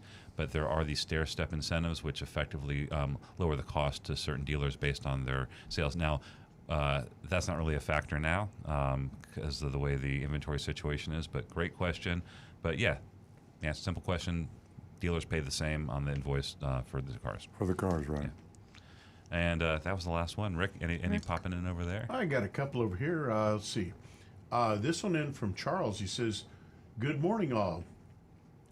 Is a used 2022 Subaru Wilderness with 798 miles on it at $29,760 worth it as opposed to a new one going between $36,500 and $42,000? What year is the used one? The used one is a 22 Okay. with 798 miles So on it's it. essentially like a new one. Yeah. And the used one, the new one is more than the used one. 36,500 to 42,000. Yeah. Get the used one. That's crazy. I'd go for Yeah, the used. I would jump on that 798 mile Well, car. Pretty good deal. But I'd also wonder why that used car right now is being priced that much less, because right now it should be more. True. So And unless it's seriously been damaged in an accident. or it's being sold by an ethical Yeah, dealer. That could be, yeah. do your due diligence. Get a mechanic to check the car over. Look at the Carfax report, and if the car is as represented, it's a steal. Yes. Yeah. How about that odometer? Maybe they check into that too. As far as 789, isn't that what you said? 89 It's miles. just under 800 miles, yeah. Yeah. But if it's a 2022 car, odds are 800 miles could be right on the money. But Can it? Okay. Yeah. We're going to go back to the phones, guys, and we're going to talk to Mark in Palm Beach Gardens. Good morning, Mark. Good morning to all. Earl, I just have a comment on the article that you quoted in reference to body shop use of aftermarket parts or original OEM parts. Yeah. Usually those parts, usage of those parts are usually dictated by one's policy that they have purchased through their auto insurance company. Now, That's true. when a repair starts off, that let's say a policy calls for use of aftermarket fenders or bumpers, the customer is kind of really stuck, regardless of who repairs the car. The only difference is that usually a dealership, if they have good body shop management, they're going to tell the customer that they can't guarantee those repairs unless the parts are from the manufacturer. Yeah, Mark. Versus the aftermarket parts. There's also the profit incentive. If you have a Subaru and it was in an accident, and you take it to a independent body shop, they're going to have to go to the Subaru dealer and buy the parts, or they're going to have to buy the aftermarket parts. They have to source the parts. If you take it to a Subaru dealer's body shop, they have the parts already because they're a dealer and they're licensed to get those parts at a much lower price. So they don't have to go outside and source the parts. They have the parts. So there's a double motivation. If you have a body shop that really cares about their customer, they're obviously going to push for OEM parts, especially on crash parts.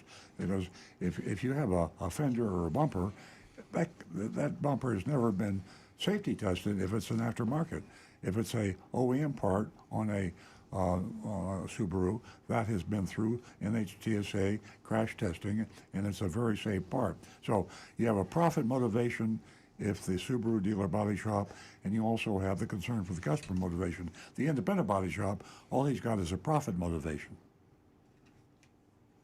Right. But my point is, being from the customer's point of view, that their insurance company is only going to reimburse the repairs for what the policy covers. So point one would be when a customer goes out, owner, when they go to buy their insurance policy, make sure the policy includes the usage of OEM parts.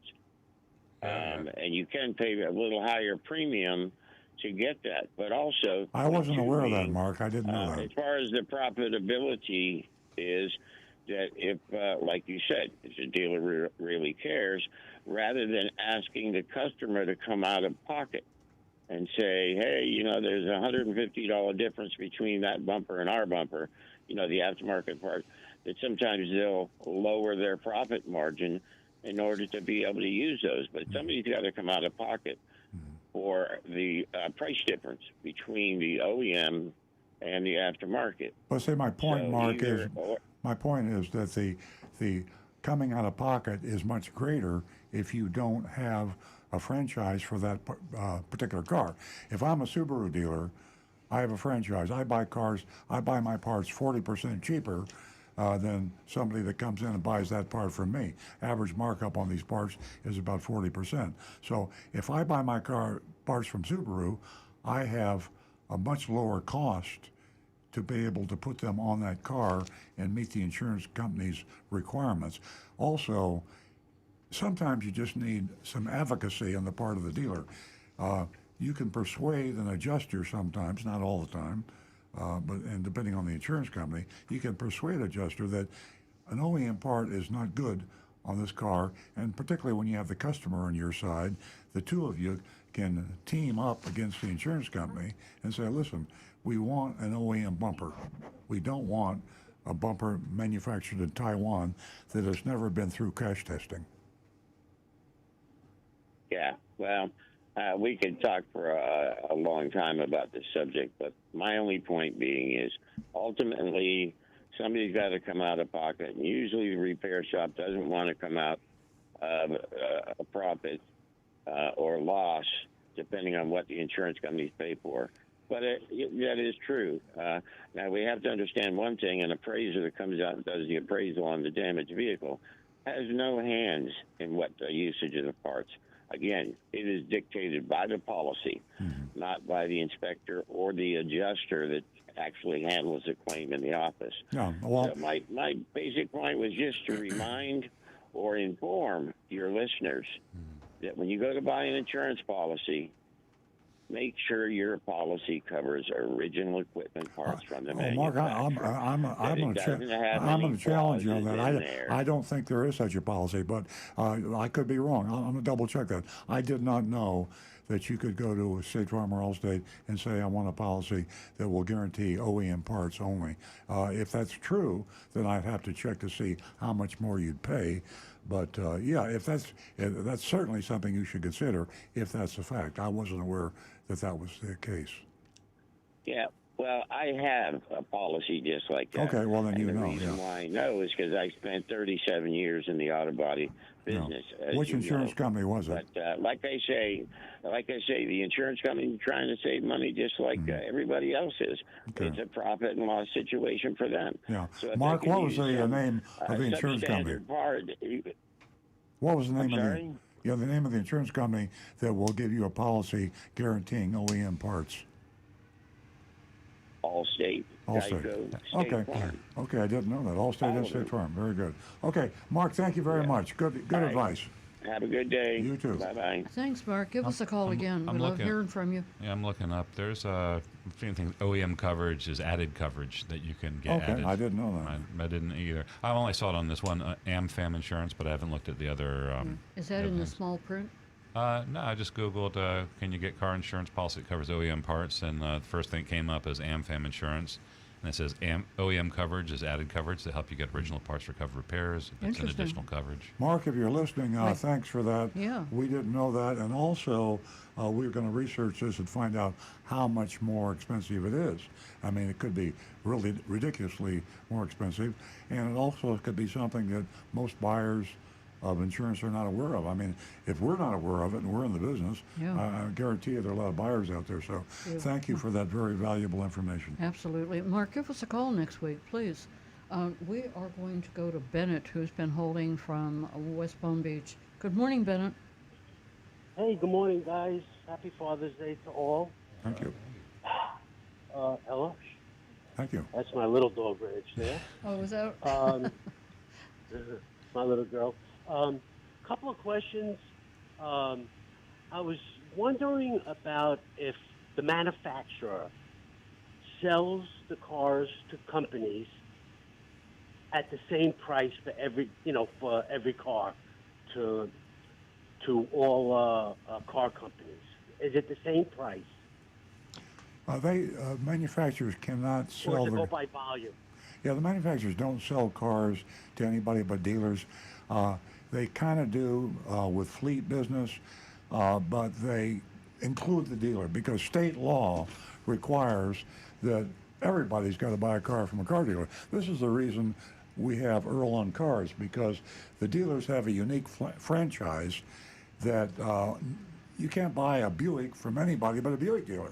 So General Motors can't sell anybody a car except a dealer. And then the dealer turns around and marks it up $5,000 over a sticker, and there you are. You can't. There's nothing they can do about it. So the price that they charge the fleets, the Hertzes and the Avises, is actually a subsidized price, and they get away with it by putting it through the dealer and paying him pittance commission for going through them as a fleet sale. But not now with supply and demand situation, because the manufacturers aren't selling any rental car companies cars because there aren't enough cars. They're going to all of the dealers, and the dealers are selling them to the rental cars over MSRP. So that's the way that goes. Okay, another question, if you don't mind. Sure. This because this is inevitable. When you relinquish your car dealership through health reasons or another reason, and Stewart, I assume, will take over the business, would he change anything about your business that you don't know about yet, or will he actually take over the business? Yeah, you have due diligence if you're buying another dealership, and you really have you need to carefully analyze a lot of things, liabilities, if there's lawsuits outstanding, libelous lawsuits, and typically you don't buy the company when you buy another dealership. You buy the assets, and then you have a separate contract for what they call goodwill or blue sky. But you don't. One of the rules of thumb when you're buying anything, especially a car dealership, never buy the corporation. When you buy a corporation, you buy all of their liabilities and all their responsibilities. And you could buy a corporation, ABC Chevrolet dealership, and then a year later, a woman that worked for that dealership that you didn't even own can sue you for sexual harassment or for lying and cheating and stealing. I mean, you never want to buy a corporation. And I just want to let all the listeners know that my insurance rates were hiked again because insurance companies just don't care. There's no loyalty anymore. So I got fed up last week, and I checked another company, and I have Allstate now, and I went to another company, and not only do I'm getting a better policy, but it's half the amount. Yeah. So I just want people to know to check their company because there's no loyalty anymore, and get your rates down. It's just like credit cards. If you call your credit card company, they'll lower your rate if you're in good standings. Yeah, that is a great tip, and everybody listening, be sure you understand, you can save It's just amazing thousands, that, hundreds of dollars. that I Hundreds went of, from yeah, 1,400 yeah, for 2 cars yeah. to 600 on 2 cars Never with say a better policy. exactly. You never stay with the same insurance company more than 2 or 3 years. Always shop and compare. A new company will buy your business. They'll come down to take. Geico will take it away from Allstate. State Farm will take it away from Progressive. They're very, very competitive. So when you're thinking about it next time, shop your insurance, your auto insurance. I guarantee you'll save hundreds of thousands of dollars, and it's worth every 4 years. Never go more than 4 years without shopping your auto insurance. Mm-hmm. Right. Great advice. Okay, guys. Thanks so Thank much. you so much. Happy Father's Day. Let's get on to the mystery report. Thank you so much, Have a good Bennett. one. Thanks. Happy Father's Day. Bye-bye. I think we're going to wrap things up with some text and some YouTubes. All I have right now, I have a follow-up from Anne Marie talking about the Coral Castle. She said she went down there and she recommends it as a fantastic day trip. When I wasn't talking, I looked it up. It looks pretty impressive. It looks like Stonehenge. Actually a lot more attractive than Stonehenge. It's really neat. I might take the kids down there this summer. Yeah, I've heard about it. In fact, I might have even seen it. The pictures are pretty amazing. Maybe I saw pictures of it. Yeah. There are these giant limestone blocks made of coquina coral, and I looked at these giant several-ton blocks, are like 20 feet up in the air, and he didn't let anybody see them. He built this in the 30s, and no one saw him build it. The interesting part is he built it, and there was an issue with neighbors nearby, and he then moved the entire thing several miles and rebuilt it. He also actually, He I'm did it sorry, twice. He also had a castle in Lake City that he moved down to Miami. So the guy's crazy. And amazing. Edward Leeds Skellen, I think is his name. Yeah. I've been there. It's a pretty cool place. Well, I got one little note from Donovan here. He says, the caller is incorrect on the Mustang EV recall. He says it does not actually catch on fire. Says the cable gets hot and the connector breaks from excess current as it was designed to do, kind of like a circuit breaker type deal. So it would not cause a fire. However, it does mean that the vehicle will lose power when that connector separates. So again, folks, is my car recalled? Search NHTSA, the National Highway Traffic Safety Administration. You simply put in your VIN number, and it will tell you if there are any open safety recalls on your car. Do this at least once a month, once every couple months. Just be aware, because these safety recalls, they do not cost you anything to have them done. You go to the dealership, they will get it done for you. If they don't have the parts available, here's a little trick for you. Say, I really don't feel safe driving this car with this safety recall open, and they're required to get you a car. They will get you a rental car, and the manufacturer pays for it all. You don't pay a dime, but your car gets fixed and you're back on the road again safely. Great information. Great information. We have a mystery shopping report to get to if you guys are all caught up. Yeah. Okay, let me do one thing before we get to the mystery shopping report. There's a great article in Automotive News, and front page had to do with Jim Farley. This is our hero. He's the CEO of Your Ford, guy. and Stu and Nancy and I know him from the days when he was running the Scion division, which no longer exists at Toyota. And we always thought he was a really cool guy, and he was an honest person. He understood the customers. He understood respect for your customers and being honest with them. That was the whole concept of the Scion. That was a new division of Toyota. Well, it didn't work. That was, 20 years ago, Stu, that happened. Oh my God, yeah. And it was back 2003. when things were even more Wild West than they are today.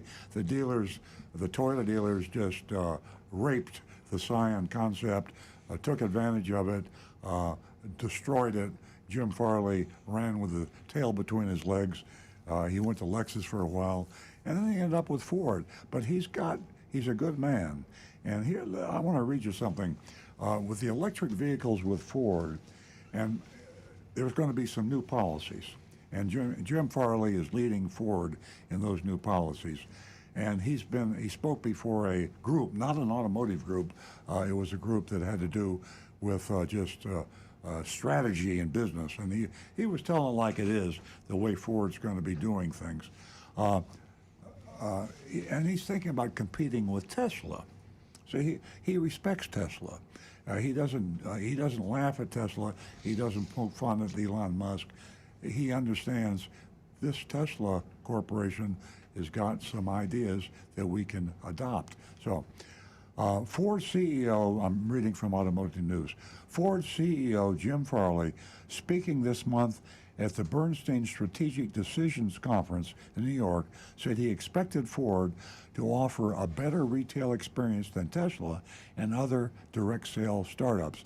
Listen to this quote, "I think our dealers can do it, but the standards are going to be brutal." He said they're going to be very different than today. Farley specifically mentioned non-negotiable pricing. Wow. 100% online sales. And I mean, that is revolutionary. Very revolutionary. Revolutionary. And he's talking about electric vehicles, but that's all you're going to be buying in 20 years, folks. Yeah, so, what are the two divisions? He called the new Ford division is the blue. Yeah. No, the blue is the old one. Yeah, he's separate. That's going to wither and atrophy, and the electric division is going to explode. Exactly. So here's Ford leading the charge. God bless you, Jim Farley. I hope that the dealers are out to get you. They don't like this, and they were. Farley also came out in this meeting. He advocated a 100% unconditional 7-day guarantee. Wonder where we heard that from. And the dealer shot that down, and he backed off on that. So, anyway, there is a light at the end of the tunnel, and the way you car buyers will be treated. And Ford's leading the charge on this. Tesla's leading the charge. Ford is following Tesla. But in 20 years, lucky, you real young people going out buying your first car are probably going to have a real advantage. So that's all I got to say That's about great that. information. Now we got to do the Well, mystery we've shopping really report. met a few good men along the way. Carter, Lentz, Farley, to name a few. Okay. Ladies and gentlemen, we are going to get to the mystery shopping report, it is, yeah. and that took place in Starling, at Starling Buick in Stewart by Agent Lightning, and it's really important, folks, for you to grade this mystery shopping report, and you can do so by texting your grade to 772-497-6530. Now, here you have the recovering car dealer and the mystery shopping report. When I read this, Starling Buick of Stewart, I said, what's that? I'd never heard of it. And of course, very few people have. A new dealer. About a year ago, the business was already feeling the inventory pinch. In June of 2021, prices were already going up, but they were far from the peaks that we're seeing today. My dealership was raising prices, but we still had a few months to go before going all the way to MSRP. Every time I say that, I choke. I get emotional. No one was running ads for big discounts back then except for Carl's Buick, and that's the name I recognize, Carl's Buick in Stuart, Florida. I thought they were still there. Their website stuck out like a sore thumb, advertising a $5,000 discount on a brand new 2021 Buick Enclave. Of course, that got our attention. We mystery shopped them. Agent Lightning actually got the discount. Most of it was factory. I got ahead of myself here. The discount was a factory discount, and the additional charge were the usual junk fees added to the price. And to be accurate, as I said, was a factory discount. But it was pretty good. I mean, it was no skin off Carl's Buick's teeth. Prior to last year's mystery shop, Carl's Buick hasn't performed too well. They've used bait and switch ads with unobtainable rebates, and as I mentioned, the standard slate of junk fees. This week, Agent Lightning found out that Carl's Buick is no more. A little research revealed that Carl Fisher retired last year and sold his Carl's Buick to a little-known small group known as the Starling Automotive Group. Never heard of them. Starling consists of Alan Starling and 3 sons, kind of like us do, right? And Andrew, Jack, and Walker, they're the sons. They have 6 dealerships, including the newly acquired Carl's Buick, 5 dealerships here in Florida, 1 in South Carolina. It's so exciting to test the waters in a brand new dealership, or mostly brand new. It's been there 6 months under new ownership, so we can expect some changes. New ownership means new management, new culture, new ads, new tactics. The changes can be good or bad. For the sake of our listeners on the Treasure Coast, let's hope they're good. Now, I'm thinking back about Arrigo, and they sold out to the Morgan Auto Group, what, 3 or 4 years ago? No, not even that long. Yeah, a short time ago. Yeah. And nothing much has changed, has it? Same place. Yeah. But we'll see what happens here. And there's a lot of dealers are changing. I can't stay up on top of it. Dealers are being sold and bought and sold like crazy all over the country. Everybody's excited. There are a lot of dealers say, boy, a perfect time to bail out because I get an incredibly high price for the dealership. And there are other people saying, boy, we're just going to keep making money like this forever. I'll pay any price. And so it's a seller's market for car dealerships, and the sellers are making a fortune. Speaking in the first person, I am Agent Lightning. I arrived at noon and was greeted by a customer service person at the front desk. I told her I was in the market for a new car. I wanted to take a look at what they had in stock. The lady introduced me to a nearby salesman named Lee. Lee said that he would be more than happy to assist me today. We shook hands. He took me to his work area. Lee had an extensive battery of questions to ask me about my preferred vehicle. I answered everything to the best of my ability, and we determined that the perfect vehicle for me was the 2022 Buick Encore GX Select FWD. What a mouthful. The names for cars are getting longer and longer and longer. When I say Select Just Encore. Yeah, I know, but I mean, what a weird name. I mean, just...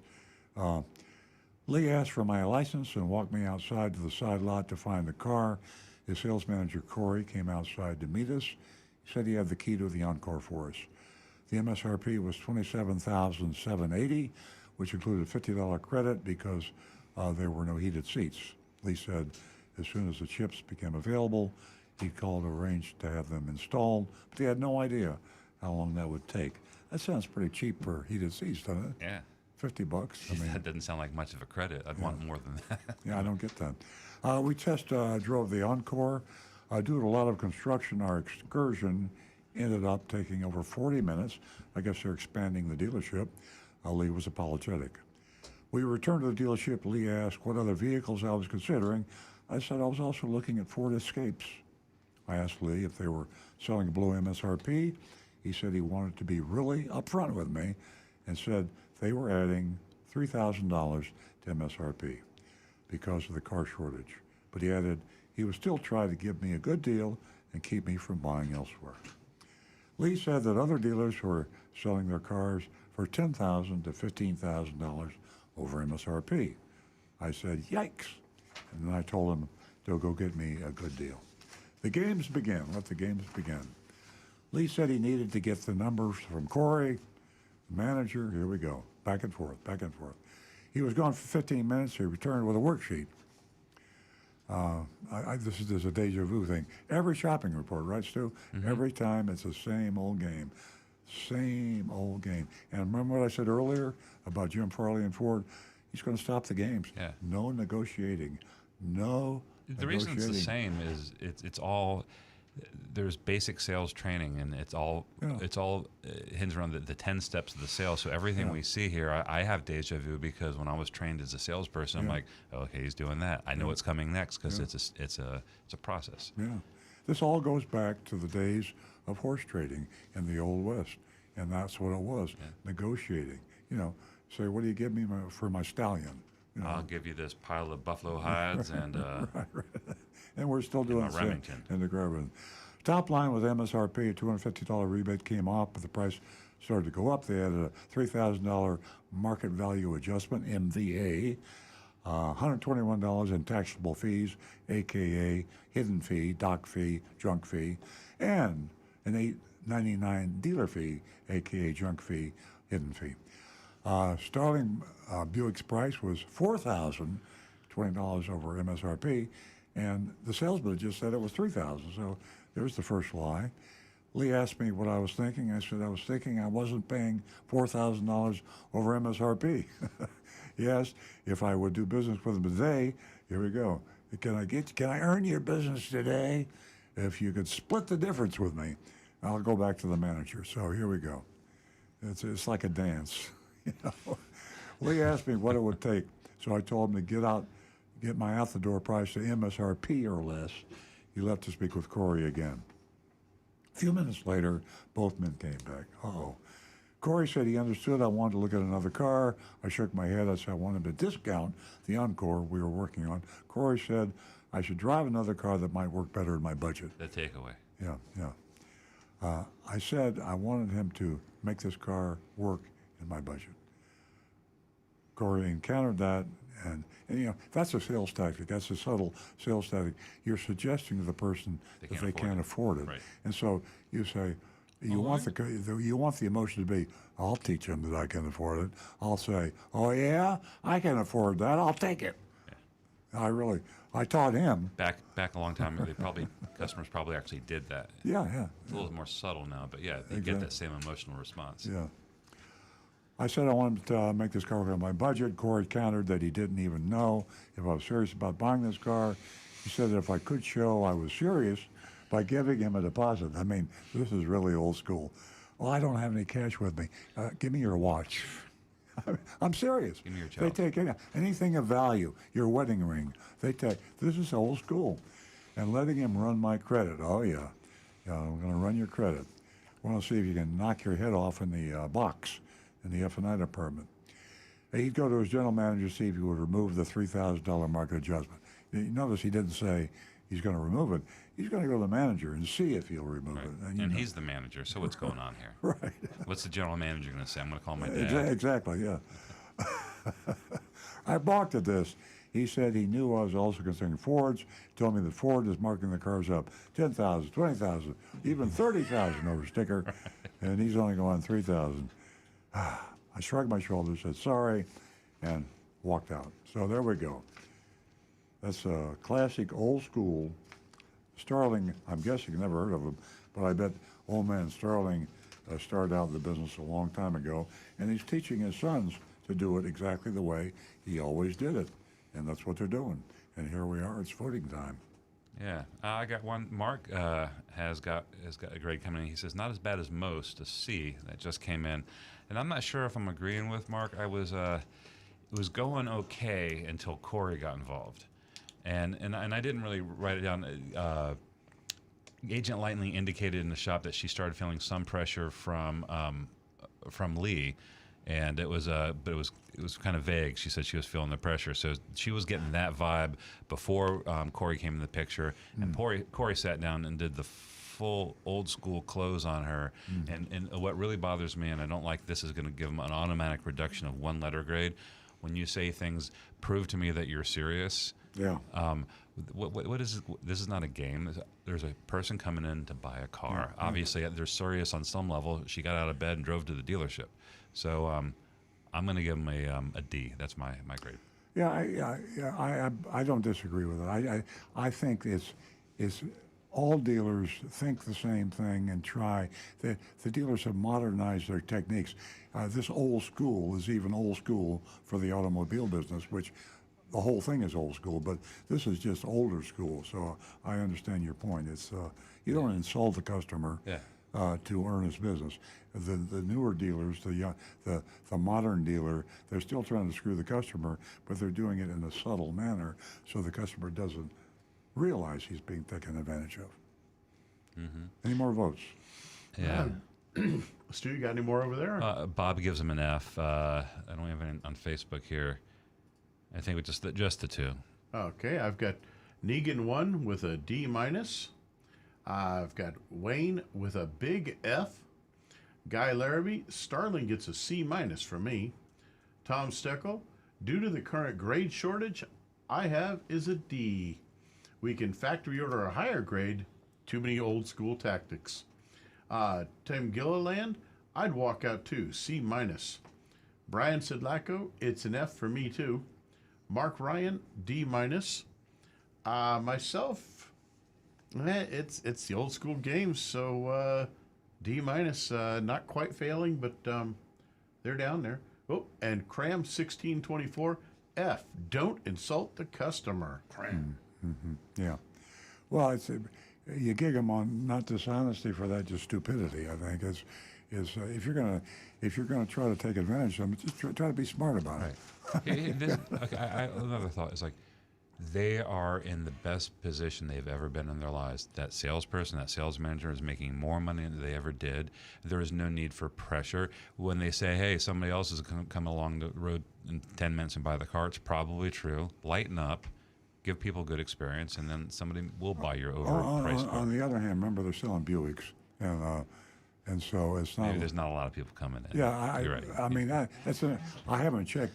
I mean, Buick, you just don't hear the name anymore. There's some. I mean, I've seen they're doing well with some SUVs. That the Encores and the Enclaves are actually kind of popular, and they get some decent reviews. I've seen some good stuff on Consumer Reports for them too. So we'll check the sales volume. I think they're also another division of GM that's going to planning on going all electric. So let's see what they're launching. Do you remember the Buick Electra? Oh, sure. Okay, well, they're relaunching the Buick Electra as an electric car, and I thought that's probably one of the best names for an electric car I ever heard. So let's see how they do, and I wish them luck. Yeah. Interesting.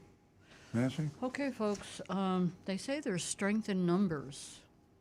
I don't think that applies to Lee or Corey. There's 5 of us here. And for me, the laundry list is just a little bit too long for me. I don't like to be subjected to stress and pressure. So for that, I give Starling Buick of Stewart an F. Yeah, Nancy said that in the car. And even though you and I talked about that. I was arguing with her about that, but I changed my mind thinking about what Stu said about the insulting and the other. It's too old school, so I'm going to lower. I was going to say a C. I'm going to lower my grade to a D because of the older than old school tactics and insulting the customer. I feel bad about that, but because really the net effect wasn't any worse. It was. We don't need the pressure. Yeah. You don't need to lock the doors. You don't need to offer your firstborn. It just isn't necessary. Okay, so we'll go down in history with.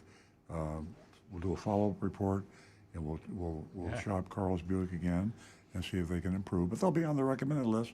I don't know where Schumacher is now. Schumacher's got 2 Buick dealerships in the area. I don't think they're a D, are they? They're probably up. Schumacher is a C. I think a C plus even. Yeah. So we'll see if we get. Carl, we'll give Starling Buick a chance to get up to tie with their competition, Schumacher. But right now, Schumacher would be the preferred choice. We're short on time. I just have one thing. We had a lot of people talking about Consumer Reports, and I said a couple times, just don't buy the car that they don't recommend. My Consumer Reports happen to be turned to the page of most reliable brands for 5-year-old vehicles. Now, when you're buying a 5-year-old vehicle, a used car, you want to be real careful. There's no new car warranty left. You're out of warranty. And so there's a nice long list here. I'm just going to read the bottom 5. That's interesting. The bottom 5 are Hyundai, Jeep, Chevrolet, Ram, and GMC. So I would even, and then they have the caution, the yellow ones. I stay away from them too. But you got a big choice of the green, the light green, the dark green. The best ones are the dark green. So just don't buy the red. Hyundai, Jeep, Chevrolet, if you're going to buy a 5-year-old vehicle. GMC, Ram, Chevrolet, Jeep, Hyundai. Now, the Hyundai is a really good car. A new Hyundai, really good cars.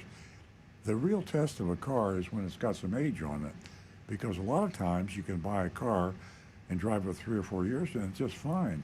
But a really well-built quality car will last longer than 3 or 4 years before it starts to have a lot of bad problems. Definitely. Yeah. And that's your most reliable brands for a 5-year-old vehicle. So again, the Consumer Report definitely worth picking up. We have a couple of minutes. Do you want to talk about Big Bolt in the automotive news? Yeah, it's just that's another interesting conversation. You probably heard about General Motors has lowered the price on their 2023 Bolt, $6,000 their SUV, and it sounds pretty exciting. Oh, they're lowering the price on electric cars. Wow! And of course, what that means is the manufacturer is lowering the price, the MSRP. The dealer is going to do whatever the hell he wants to do. And if it's a short supply of Chevrolet Bolts and they're selling well, which they probably will be, and there are not many of them on the road, which there won't be, the dealer is going to take away that $6,000 discount in a heartbeat and probably add another $6,000, because with the dealer, it's all about how much can he get, and the manufacturer's MSRP means nothing. Proof in fact, MSRP right now is being marked up thousands of dollars. And it could be, ironically, counterintuitively, just a huge profit opportunity for the Chevrolet dealer. Oh, they cut the MSRP, they're going to cut the invoice cost too. I just increased my margin. And just increase my margin. So that's Bigly. Don't get excited about the Chevrolet Bolt. By the way, the Tesla happens to have a higher markup than any other car on the road. And they just increased prices. And they just increased prices again. So Tesla, the manufacturer who sells direct to you, is selling at a huge margin. Elon Musk is making money hand over fist. More per car than any other manufacturer. Exactly, yeah. And more than any dealer. Elon's doing what he wants to do. That's correct. Ladies and gentlemen, thank you so much for joining us today. We certainly enjoy your company. You're a huge part of the show.